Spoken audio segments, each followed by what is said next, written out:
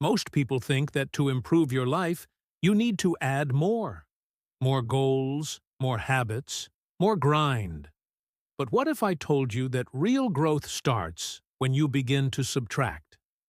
There are invisible poisons draining your energy, shaping who you are without you even noticing. If you don't remove them, they become your identity. For years, I lived in this trap, constantly adding, yet feeling more and more empty. The real problem wasn't what I was missing, but what I was carrying. And today, I'm going to show you the 9 silent poisons you must remove to reclaim your mind. Stay with me until the end, because the last one is the most deceptive of them all, and it's probably running your life right now. The first poison is the need to be understood. You pour your heart out, explain your vision, justify your choices, hoping someone will finally get you. But here's the truth. Most people are too busy with their own lives to truly understand yours. When you accept that not everyone will grasp your journey, you break free from an emotional prison. You stop seeking validation and start living for yourself. Have you ever felt this draining need for approval? It's a heavy weight to carry. But once you drop it, you find a lightness you forgot was possible. The question then becomes, what do you do with this newfound freedom? This leads us to the second, more subtle poison. It's the guilt you feel for outgrowing people. They'll say, "You've changed." And they're right.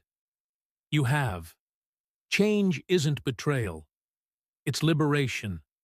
Holding yourself back to keep others comfortable is like trimming your own wings to fit in a cage. Those who truly belong in your life will either grow with you or cheer you on from a distance. Those who hold you back were never meant to come along for the whole journey. This can be painful, but it's a necessary cut. It feels like a loss, but what you're really losing is the dead weight. And once you've made peace with outgrowing others, you face the third enemy, the habit of over-explaining. This is a quiet leak of your personal power. Every time you justify a decision that needs no justification, you're telling yourself your choices aren't valid on their own. You don't owe anyone an essay on why you said no, why you're staying in, or why you're chasing a dream that seems crazy to them. Silence is power. A simple no is a complete sentence. A quiet decision is an act of self-respect. Think of your energy as a finite resource. Why would you waste it on explanations that don't change anything? It's like trying to fill a bucket with a hole in it.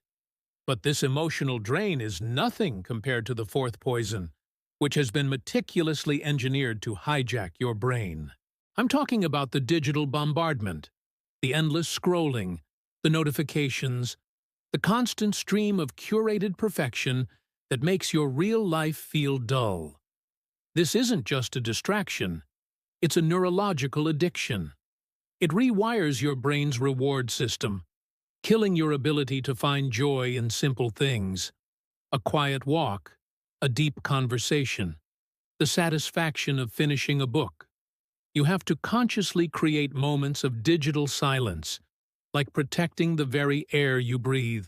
Turn off notifications, set boundaries, reclaim your focus. When you do, you'll notice how noisy your world has become, and you'll start to crave the stillness. Does the thought of unplugging for even a day make you feel anxious? That's the addiction talking, and it's what leads directly to the fifth poison: pointless conversations. You know the ones. You're in a group, everyone's talking, but nobody is listening.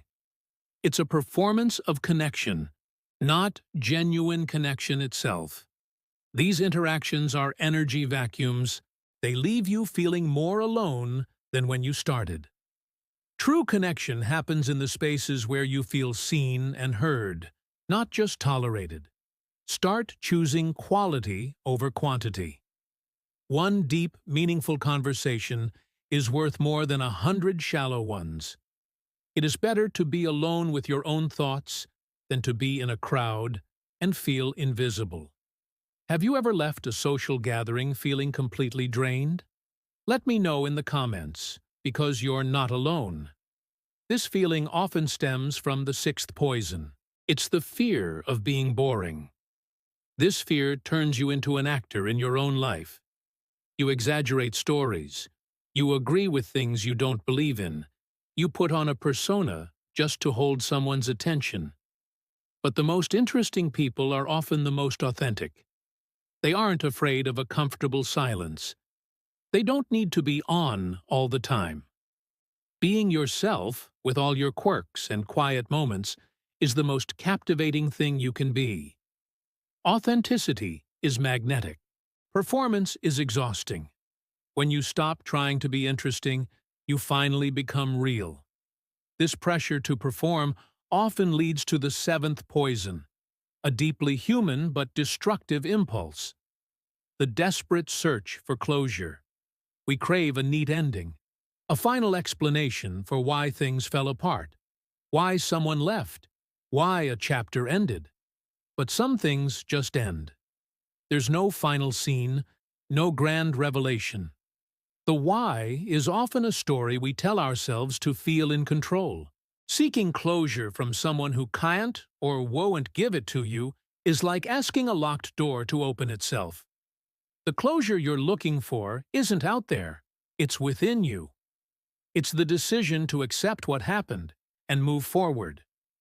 True closure is when you stop waiting for an answer and become the answer yourself. But this external search is often driven by an internal battle. The eighth poison. This is self-criticism disguised as motivation. It's that harsh inner voice that tells you you're not good enough, that you need to do more, be better. It's the drill sergeant in your head that whips you into action out of fear. This isn't motivation, it's self-sabotage. True growth comes from self-compassion, from treating yourself like a friend you're trying to help, not an enemy you need to defeat. That voice will tell you that being kind to yourself is weak, but it's the ultimate strength. It's the foundation upon which everything else is built. When you learn to speak to yourself with encouragement instead of criticism, you unlock a source of energy you never knew you had. And this brings us to the ninth and most silent poison, the impulse to prove your worth. This is the root of so many of the other poisons. It's a deep-seated belief, often from childhood, that your value is conditional, that you must earn love, respect, and belonging through achievement. You become a human, doing, instead of a human being. You chase accolades, promotions, and praise, thinking that the next accomplishment will finally make you feel whole. But it never does. The finish line just keeps moving. The only way to win this game is to stop playing. You have to internalize this one simple truth. Your worth is inherent. It is not tied to your productivity, your social status, or anyone's opinion of you. You are worthy simply because you exist. When you start removing these 9 poisons, your mind will feel strange at first. The silence will be deafening. The emptiness will feel uncomfortable. Your brain, so used to the noise and the struggle, won't know what to do with the peace. But then, something incredible happens. It reorganizes. The noise fades. Your decisions become clear. The silence becomes productive. And for the first time in a long time, your mind feels like it truly belongs to you. The path to a better life isn't about adding more. It's about removing what's poisoning you from the inside out.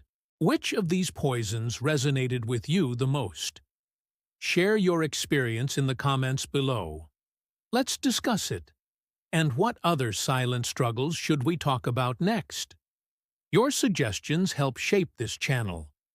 If this message helped you, please like the video and share it with a friend who might need to hear this today. And don't forget to subscribe for more insights on how to reclaim your life. Thank you for watching.